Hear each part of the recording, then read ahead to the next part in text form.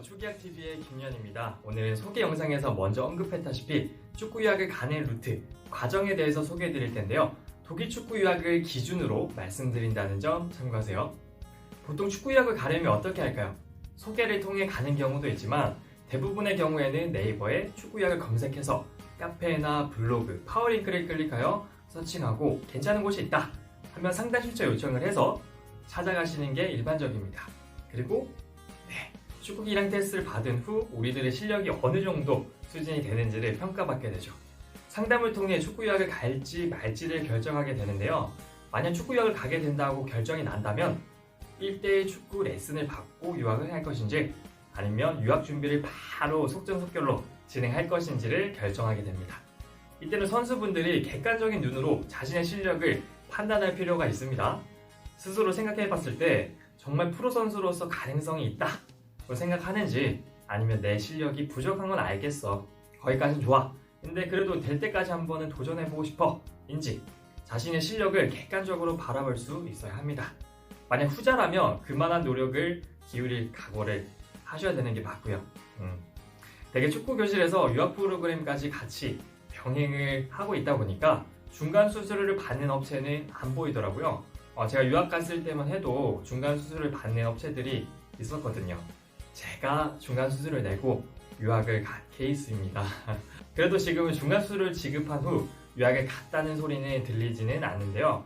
혹시나 만약에 유학업체에서 큰 비용의 소개비를 달라고 요청한다면 바로 컷하시기 바랍니다. 유학 시 지급해야 할 어떠한 수수료도 없으며 테스트를 받는데 들어가는 비용 또한 없습니다. 그래도 어느 정도 규모가 있는 축구 유학업체의 경우에는 믿고 맡기시는 데에는 큰 어려움은 없을 거예요. 다만 행정 문제, 숙식, 어학 등 축구 외의 일들에 대해서 요구하는 부분들이 업체마다 다 다르다 보니까 축구 유학을 가는 데 있어서 비용적인 측면이 나에게는 최우선이야 라고 생각하신다면 번거롭겠지만 한 곳에서 상담을 받기보다는 여러 축구 유학 업체를 방문하셔서 가격 비교를 하신 후에 유학을 선택하시기를 추천드립니다.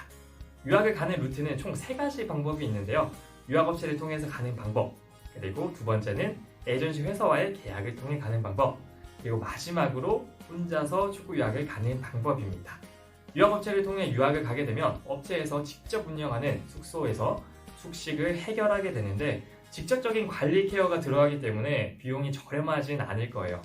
이 부분은 상담하실 때 숙식과 언어를 익히는 부분은 어떻게 해주시는지를 꼭 여쭤보시기 바랍니다. 왜냐하면 숙식은 제공해주지만 언어는 따로 어학원을 등록해야 하는 경우도 있기 때문에 숙식 비용은 숙식 비용대로 나가고 어학 비용은 어학 비용대로 별도로 나가게 됩니다. 이 부분 참고하시고 상담 받으시면 되겠습니다. 에이전시 회사를 통해 가는 루트의 가장 핵심이 되는 것이 바로 선수의 실력과 잠재력입니다.